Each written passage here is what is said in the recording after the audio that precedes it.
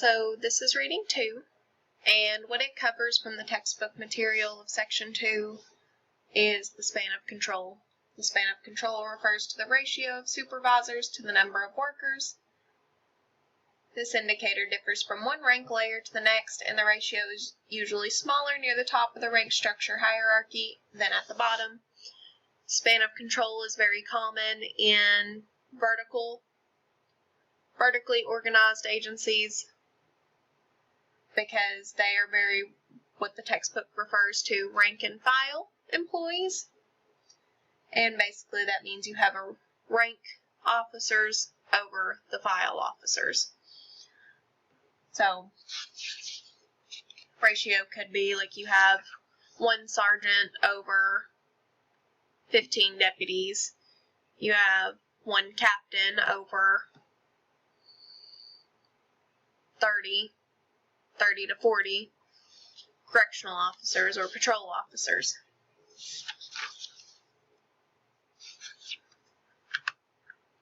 So reading 2 actually refers to probation and parole officers. And just a little bit of an introduction to this one is it focuses on probation and parole agencies that use evidence-based practice because it's becoming more important in community corrections. Evidence-based practice is used to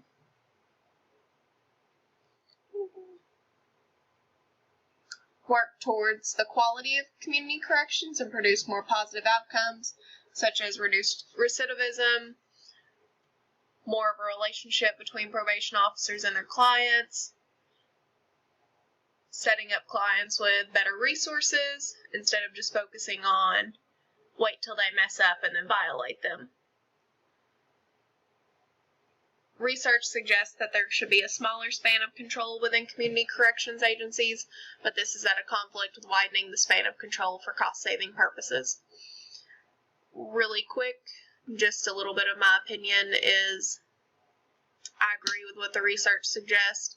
I know for the county that I'm from, Roane County, we have 5 probation and parole officers that cover all the offenders that are on probation and parole in Roane County.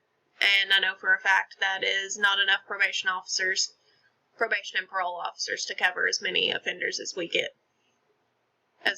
in the jail. So span of control, like I said earlier, it's the number of individuals or resources that a person can effectively supervise within a structured organizational, business, or military setting. Off to the right is a little diagram of span of control.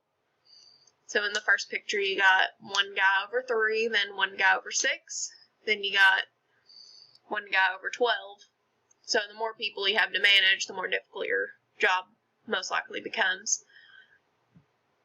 The goal of span of control is to maximize administrative efficiency while retaining effectiveness within the organization. Span of control must be observed from every viewpoint before changes are made.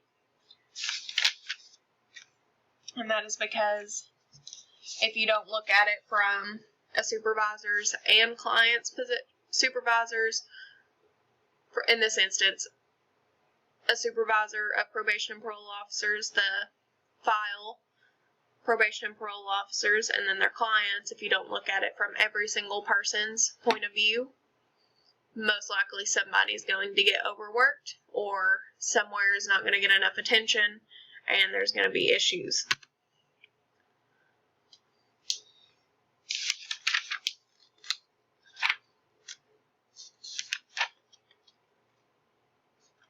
So span of control in probation jurisdictions. Under evidence-based practice, it is important for probation and parole agencies to have the appropriate staffing patterns that are needed to fulfill the evidence-based practice mission. This study primarily focused on correctional agencies that have applied evidence-based practice to their organization and whether the concepts of span of control outside of community corrections will apply.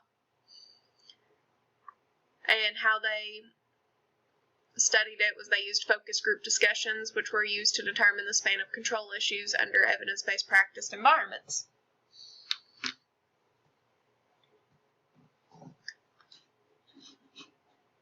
Now, before I move on to what the authors studied, I just wanted to go over a few of the findings that they looked into from other studies. In one study, they discovered that span of control should be limited to 4 to 5 individuals if the supervisor is to maintain control. In another study, it suggested that if workers are involved in work or of a trivial or routine nature, the supervisor will tend to require less application of control than if they perform work of a greater significance or complexity. And this one I really liked because probation and parole is very complex, and it has a great significance in attempting to help rehabilitate offenders and to reduce recidivism. So it's not easy. I know it can't be easy. So the more people a supervisor of probation of officers has under them, I imagine the more difficult it is, because not only do you have to make sure their needs are met, but you also have to make sure that they're doing their job and that the clients are receiving appropriate communication and receiving the appropriate resources from those officers while also maintaining a relationship with them. In another study, that it also suggested that a supervisor's control could more effectively be implemented over a broader span of subordinates in a stable work environment as compared to one that has experienced change or exists under dynamic conditions. So once again, probation and parole, it would be considered dynamic conditions because you never know what you're going to get. You never know which client you're going to walk in on strung out on drugs. You don't know if they're ever going to show up to probation. You don't know if you're going to have to go hunt them down that day, or are they going to show up? And then who's going to come to probation and fail a drug test, and then you got to write a warrant on them for violation of probation or violation of parole. So it's very changing, and you never know what you're going to get with the job of a probation officer. The study itself, they took 62 community supervision personnel ranging in rank between chief probation officers and probation and parole officers. 46 of the participants were employed within the state of Ohio, and the other 16 were from across the United States. The data was collected through a series of focus groups with all available employees during a 4-day site visit to 2 judicial districts in Iowa. Prompts were given to the focus groups to discuss how the role and duties of supervisors evolved under evidence-based practices and the interactions that occurred between supervisors and their staff. The results. So first off, the role of the probation supervisor within an evidence-based practice environment. And the results that they found from these focus groups was 1, supervisors' duties had significantly increased under evidence-based practice. With evidence-based practice, your officers are expected to do more for their clients. They're expected to report everything that they're doing for their clients, which means more paperwork for supervisors, which means more training for supervisors. Being a supervisor isn't really telling people what to do anymore. It's about caring about your people's needs, helping them when they're struggling, making sure they're getting the appropriate resources to be able to do their job effectively. Because the duties of frontline officers also significantly increased under evidence-based practice, which means that supervisors had to increase their role in training and guiding their units on the new practices to ensure fidelity. So not only have their duties increased, but they're also having to go through a lot more training to be able to train their own officers and guide them, which shows how supervising has evolved within the past 10 years from just being give orders to you need to know what's going on in your agency, you need to care about your people, you need to care about the people that your people are taken care of. It's not just simple tasks anymore. Then the application of theoretical span of control factors to an evidence-based practice, probation, or parole environment. New approaches and a deeper level of supervisor interaction with the units was perceived to be extremely complex and dynamic. So basically you just made a complex and dynamic job more complex and dynamic because there's so much extra supervision added under evidence-based practice. And under that, they give 4 themes that dominated discussion with focus groups, and that's time investment, task complexity, workforce skill level, and contributing work environment. Time investment, that's one that I feel like was pretty obvious. The supervisors had a lot more put on their plate. They still have time limits to get stuff done. They had to do more meetings with community partners and stakeholders.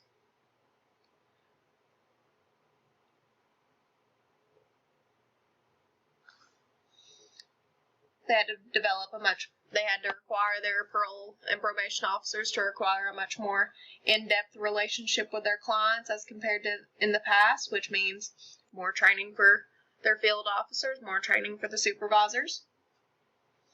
Under task complexity, because the job has changed so much, they're required to do more with discussing case management option with their clients, learning more about their clients, doing more in-depth evaluations of their clients, which causes supervisors to have more on their plate to cover.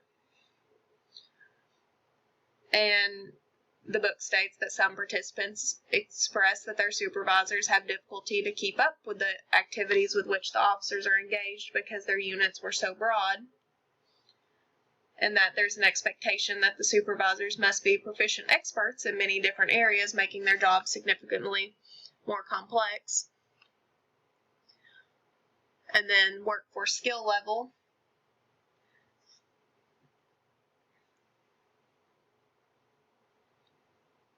Probation and parole offices have started to include a lot more, which means it's more of not only being an officer, but you're also a social worker.